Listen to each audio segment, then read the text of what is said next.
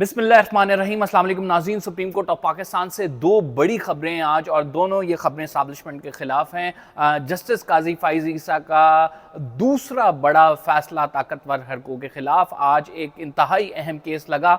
उसमें जस्टिस काजी फ़ाइज़ ईसा ने क्या फ़ैसला किया ये हम आपको बताएंगे। साथ एतज़ाज़ एहसन साहब की जानिब से एक दरख्वास्त जो कि बड़ी अहम है, मौजूदा सूरत हाल में वो दायर कर दी गई है। 184(3) के तहत जो सू मोटो का इख्तियार है उसके तहत ये दरख्वास्त दायर की गई है, और जिसमें जबरी गुमशुदगियों के हवाले से एतज़ाज़ एहसन ने सुप्रीम कोर्ट को नोटिस लेने का कहा है। ये जबरी गुमशुदगियाँ लिंक करती हैं इमरान रियाज खान केस से भी। फिर इसके अलावा जो आपको पता है कि फ़ारूक हबीब साहब और दीगर सियासतदानों को जो उठाया गया, सदाकत अब्बासी साहब, उनसे लिंक करती हैं। किस तरह से लिंक करती हैं और इसमें क्या इस्तदा की गई है। बड़ी वेल ड्राफ्टेड ये जो दरख्वास्त दायर की है, और चीफ जस्टिस का इस पर क्या स्टांस होगा ये मैं आपको वीलॉग में बताऊंगा। इस एक और अहम खबर जो हम अपने वीलॉग में शेयर करेंगे, वो नैब को इस्लामाबाद हाई कोर्ट की जानिब से एक ऑप्शन दी गई है, और कहा गया कि मियां मोहम्मद नवाज शरीफ के केस में चूंकि उन्होंने मुखालफत नहीं की थी, आपको पता है, तो उनको कहा गया कि आप हमें तहरीरी तौर पर बता दें क्या बातें की गई हैं, क्या पूछा गया है। ये भी हम इस व्लॉग में डिस्कस करते हैं, क्योंकि वो मियां मोहम्मद नवाज शरीफ के केस से जुड़ी है, उनके मुकदमों और उनकी अपील और सज़ाओं से जुड़ी है वो बात। अगर आपने अभी तक चैनल सब्सक्राइब नहीं किया तो सब्सक्राइब ज़रूर कर लें। आज जो सुप्रीम कोर्ट ऑफ पाकिस्तान में सबसे बड़ी खबर इस टाइम तक की है वो एतज़ाज़ एहसन की वो दरख्वास्त है जो उन्होंने आर्टिकल 184(3) के तहत दिया। और उस दरख्वास्त में एतज़ाज़ एहसन साहब कहते हैं कि मुशर्रफ साहब के दौर से ये जबरी गुमशुदगियों का सिलसिला जो है बाकायदा तौर पर शुरू हुआ है, और इस टाइम ये पाकिस्तान का सबसे बड़ा और सबसे संगीन मसला है। एतज़ाज़ एहसन साहब ने इस दरख्वास्त में कहा हुआ है कि गैर कानूनी तौर पर लोगों को उठाया जा रहा है और लोगों की जान और माल महफूज नहीं है, और उनको गैर कानूनी तौर पर गायब किया जा रहा है। फिर इस पटिशन में वो लिखते हैं कि इमरान रियाज की गुमशुदगी, आज़म खान की गुमशुदगी, जिस तरह से उनको गिरफ्तार किया गया, उठा लिया गया, फिर उसके बाद साबिक सेक्रेटरी पंजाब का वो हवाला देते हैं कि उनकी गुमशुदगी, और इसके बाद फ़ारूक हबीब, सदाकत अब्बासी, इन तमाम लोगों का वो हवाला देते हैं और कहते हैं कि इनको जबरी तौर पर गुमशुदा किया गया और इनसे अपनी मर्ज़ी के बयानात दिलवाए गए और अपनी मर्ज़ी की बातें जो हैं वो मनवाई गई। फिर वो चीफ जस्टिस ऑफ पाकिस्तान को कहते हैं कि इस तमाम मामले पर जो लापता अफराद कमीशन केस है उसकी बड़ी जामे रिपोर्ट है, और वो जबरी गुमशुदगियों के हवाले से सुप्रीम कोर्ट को उसको भी कंसिडर करना चाहिए। लापता अफराद कमीशन केस के हवाले से ऑलरेडी, जिसमें बलोच लापता अफराद हैं और दीगर मुल्क के हिस्सों से जो लापता अफराद हैं उनके हवाले से लापता अफराद कमीशन केस की एक जामे रिपोर्ट मौजूद है, जिसमें स्टेट को परस्यू किया गया कि ये जो है गैर कानूनी काम है और इस मामले पर इनकी जबरी गुमशुदगियों को ख़त्म किया जाना चाहिए। अब डायरेक्टली एतज़ाज़ एहसन साहब सुप्रीम कोर्ट के सामने ये मामला ले आए हैं। पहले मिलिट्री कोर्ट्स ट्रायल का मामला था जो कि सुप्रीम कोर्ट ऑफ पाकिस्तान ने डिसाइड किया। अब एतज़ाज़ एहसन ने ये एक इंतहाई अहम दरख्वास्त जो है वो सुप्रीम कोर्ट के सामने रखी है। अब प्रोसीजर ये है कि सुमोटो जो होगा वो 3 रुकनी बेंच के सामने जाएगी, यानी जस्टिस काजी फ़ाइज़ ईसा के साथ जस्टिस सरदार तारिक और जस्टिस इजाज़ुल एहसन इस बात का फैसला करेंगे कि हमने ये जबरी गुमशुदगियों के मामले पर नोटिस लेना है या नहीं। आजकल सुप्रीम कोर्ट बड़ी चेंज नज़र आ रही है, और यहाँ से जो फैसले आ रहे हैं वो ताकतवर हलकों के खिलाफ हमें खसूसन इस वजह से दिखाई दे रहे हैं कि आपने देखा कि मिलिट्री कोर्ट केस जिसमें जस्टिस इजाज़ुल एहसन ने एक बड़ा फैसला दिया, और उसके बाद साथ ही ये दरख्वास्त हो गई। मिलिट्री कोर्ट में भी एतज़ाज़ एहसन साहब की दरख्वास्त थी जिस पर फैसला हुआ, और अब जो एतज़ाज़ एहसन साहब रिलीफ मांग रहे हैं वो बेसिकली ये कह रहे हैं कि अब के बाद से किसी को उठाया ना जाए, किसी को ज़बरदस्ती जो है उससे बयान ना दिलवाया जाए, ना ही इंटरव्यूज़ दिलवाए जाएँ। एतज़ाज़ एहसन की इस दरख्वास्त में एजेंसी समेत विफाक और प्रेसिडेंट को जो है वो पार्टी बनाया गया और कहा है कि इनको नोटिस जारी करें। अब जस्टिस काजी फ़ाइज़ ईसा पर इस बात का इन्हिसार है, क्योंकि माजी में वो एक मौक़िफ़ रखते हैं कि जबरी गुमशुदगियाँ नहीं होनी चाहिए। वो ख़ुद बलूचिस्तान से हैं, वो जानते हैं इस मामले को, इस इशू को देखते हैं। तो क्या वो इस बात का नोटिस लेकर इस पर कार्रवाई शुरू करेंगे या नहीं, ये एक बहुत बड़ा अहम सवाल है, क्योंकि जस्टिस काजी फ़ाइज़ ईसा ने अपने टेन्योर में क्या इस मामले को रिजॉल्व करना है। इससे पहले जस्टिस अतहर मिनल्लाह भी इस हवाले से बड़े क्लियर हैं। उन्होंने जब साबिक वज़ीर आज़म शहबाज शरीफ को बुलाया था मिसिंग पर्सनस के मामले पर, और उनसे कहा था कि ये मामला کیوں ہو رہا ہے؟ جسٹس اطہر من اللہ آپ سپریم کورٹ کا حصہ ہیں تو کیا وہ بھی اس معاملے پہ نوٹس لیں گے؟ انہی دو صاحبان نے آج جو میں آپ کو بتا رہا تھا کہ جسٹس قاضی فائز عیسیٰ نے دوسرا بڑا فیصلہ دیا فوج کے خلاف یا اسٹیبلشمنٹ کے خلاف، وہ کیا ہے؟ جو ڈائریکٹریٹ بورڈ ہے ایک، ناظرین آرمی کا ایک ڈائریکٹریٹ بورڈ ہے، اس نے ایک درخواست دائر کی تھی.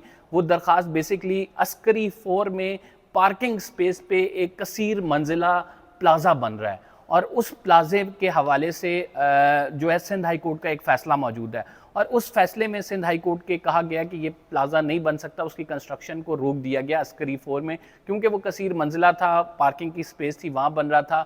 تو اس کے خلاف جو ڈائریکٹریٹ ہے، ہاؤسنگ ڈائریکٹریٹ جو آرمی کا ہے، اس نے سپریم کورٹ آف پاکستان سے رجوع کیا. عابد زبیری صاحب جو کہ سپریم کورٹ بار کے صدر ہیں، انہوں نے درخواست دائر کی، وہ دلائل دے رہے تھے، جس پہ جسٹس قاضی فائز عیسیٰ نے کہا کہ سب سے پہلے تو آپ مجھے یہ بتائیں کہ اس بورڈ کا جو وجود ہے کیا وہ آئینی ہے، کیا آئینی طور پر یہ بورڈ کام کر سکتا ہے. پھر انہوں نے کہا کہ اس میں دوسری امپورٹنٹ بات جو جسٹس قاضی فائز عیسیٰ نے کی، انہوں نے کہا کہ اس درخواست میں وفاق کو فریق بنایا گیا ہے. اب فوج جو ہے وفاق کے تھرو ہی ہمیں آ کر ہمارے سامنے پیش ہوتی ہے، اپنی مشکلات بتاتی ہے. کیا آپ جو ہے وہ اب وفاق کے خلاف اپیل کرنا چاہ رہے ہیں؟ کیا اب فوج وفاق کے خلاف جائے گی؟ تو جسٹس قاضی فائز عیسیٰ نے کہا کہ آپ ذرا آرٹیکل 245 کا مطالعہ کریں. جسٹس اطہر من اللہ نے کہا کہ آپ آرٹیکل 245 سے باہر نہیں نکل سکتے. آرٹیکل 245 یہ کہتا ہے کہ فوج کا صرف کام بیرونی خطرے سے نمٹنا ہے اور جو ہے پاکستان کی سالمیت اور بقا کو قائم رکھنا ہے. آپ کمرشل سرگرمیاں یہاں پر نہیں کر سکتے، کمرشل پلازے نہیں بنا سکتے. اس سے قبل جو فیصلہ آیا تھا وہ کنٹونمنٹ بورڈز کے حوالے سے تھا. کمرشل ٹیکس جو لیا جا رہا تھا فوج کی جانب سے، اس کو سپریم کورٹ نے نہ صرف روکا تھا بلکہ اس پہ فائن بھی کر دیا. اب جو دوسرا فیصلہ آیا ہے اس میں جسٹس قاضی فائز عیسیٰ نے کہا کہ آپ بطور فریق کی درخواست نہیں دائر کر سکتے کیونکہ آپ کا کوئی قانونی وجود نہیں ہے. عابد زبیری صاحب سے پوچھا ہے کیا سرکار پرائیویٹ وکیل کر سکتی ہے، اور کیا ایک چیز جس کا آئینی طور پر کوئی وجود نہ ہو اس کے حوالے سے کوئی درخواست سنی جا سکتی ہے؟ جسٹس قاضی فائز عیسیٰ نے یہ سوالات رکھے، جس پر عابد زبیری نے کہا کہ 1982 کا ایک پریزیڈنشل آرڈر موجود ہے جس کے بارے میں کہا گیا ہے کہ یہ آرمی کا جو بورڈ ہے، جو ہاؤسنگ بورڈ ہے، یہ اس کے ذریعے قائم ہوا ہے ہاؤسنگ بورڈ. تو جس پر چیف جسٹس آف پاکستان نے کہا کہ دیکھیں ہم نے آئین کے دائرہ کار میں رہنا ہے اور آئین کے دائرہ کار میں ہم اس سے باہر نہیں نکل سکتے.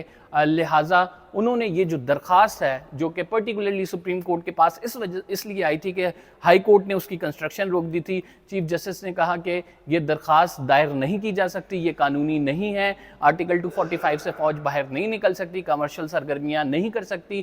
اس وجہ سے انہوں نے یہ درخواست جو ہے وہ خارج کر دی، اس کو انٹرٹین نہیں کیا. جو ریلیف چاہیے تھا جو آرمی ویلفیئر جو کنسٹرکشن بورڈ ہے اس کو، وہ ریلیف نہیں دیا گیا، اور اس سے پہلے سندھ ہائی کورٹ کا فیصلہ جو ہے اس کو برقرار رکھا گیا. تو بطور چیف جسٹس قاضی فائز عیسیٰ کا یہ دوسرا بڑا فیصلہ ہے جو کہ طاقتور حلقوں کے خلاف ہے. کیا آئندہ آنے والے دور میں بھی ہم یہ دیکھیں گے کہ سپریم کورٹ سے فیصلے آتے ہیں ایسے؟ کیونکہ جسٹس قاضی فائز عیسیٰ، جسٹس اطہر من اللہ یہ ایک موقف رکھتے ہیں، اور یہ موقف یہ رکھتے ہیں کہ فوج کمرشل سرگرمیوں میں کسی طور بھی انوالو نہیں ہو سکتی کیونکہ اس کا قانونی مینڈیٹ یہ نہیں ہے، آئین میں یہ نہیں لکھا گیا. تیسری جو بڑی خبر آپ کو دینی ہے وہ نواز شریف کے حوالے سے ہے. نواز شریف کی سزا پہ اپیلوں کا معاملہ، آپ کو کل میں نے بتایا تھا ویلاگ میں کہ نواز شریف صاحب نے جو نیب نے ان کی کہا ہے کہ ہمیں کوئی ان کی بے شک آپ ایکسٹینڈ کر دیں ضمانت، ہمیں کوئی اعتراض نہیں ہے. تو اس تمام معاملے پر اب ہائی کورٹ نے کہا ہے کہ آپ ہمیں تحریری طور پر لکھ کے دیں. اگر آپ کو نواز شریف کا کیس چلانا چاہتے ہیں، آپ اس ریفرنس کی پیروی کرنا چاہتے ہیں تو ٹھیک ہے، ادروائز عدالت کا ٹائم ضائع نہ کریں. آپ کہہ دیں کہ ہم نے یہ ریفرنس واپس لینا ہے، ہم اس ریفرنس پہ کارروائی نہیں چاہتے، کیونکہ آپ کو نواز شریف کے بطور مجرم جب ضمانت پہ کوئی اعتراض نہیں ہے تو آپ کو ہو سکتا ہے کہ اس کیس کو آگے چلانے میں یا نواز شریف کو سزا دلانے میں یا اپیلوں میں بھی کوئی اعتراض نہ ہو تو ہم پہ نہ ڈالیں. ہائی کورٹ نے یہ کہا ہے کہ آپ ہمیں نیب ہمیں قانونی طور پر لکھ کے دے. لیکن اس میں ایک قانونی مسئلہ ہے. وہ قانونی مسئلہ یہ ہے کہ آلریڈی اس ریفرنس پہ سزائیں ہو چکی ہیں. نیب کو یہ اختیار حاصل نہیں ہے کہ وہ اپیلیں واپس لے لے, کیونکہ اس پر قانونی جوڈیشل آرڈر ایک موجود ہے اور نیب اس تمام معاملے میں جو ہے اپیلیں واپس نہیں لے سکتا. تو یہی چیز جو ہے وہ اسلام آباد ہائی کورٹ سے پوچھی گئی ہے اور نیب نے یہ کہا ہے کہ ہمیں ایک دن کا ٹائم دیں اور ایک دن کے ٹائم کے بعد ہم آپ کو یہ رپلائی دیں گے. بڑا اہم رپلائی نیب نے کل جمع کرانا ہے. لیکن نواز شریف جو ہے اعظم نذیر تاڑر کے تھرو وہ یہ کہہ رہے ہیں کہ آپ اس کیس کو آگے چلائیں.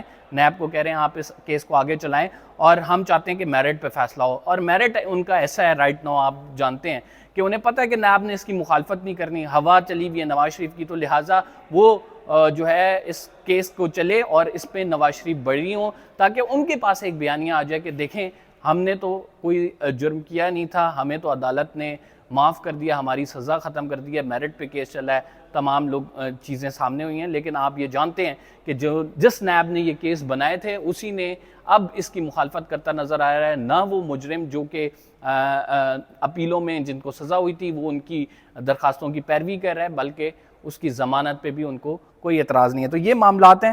فی الحال کے لیے اتنی. قمر زیدی کو اجازت دیجیے, انشاءاللہ سپریم کورٹ سے مزید اپڈیٹ آتی ہیں. اگر اس درخواست پر جو اعتزاز احسن نے لی ہے کچھ ہوتا ہے تو ہم آپ کو ضرور آگاہ کریں گے. اللہ نگہبان.